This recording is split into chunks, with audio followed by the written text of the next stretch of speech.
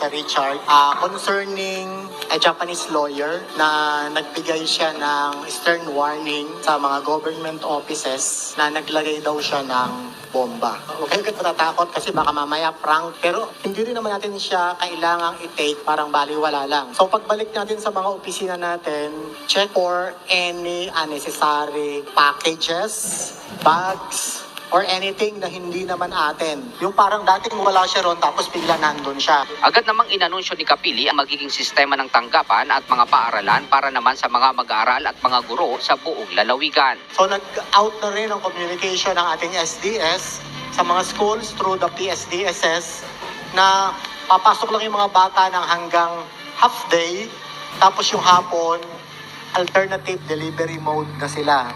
Tayo naman, mula ngayon hanggang alas 12, pagdating ng alas 12, work from home tayo. Receive na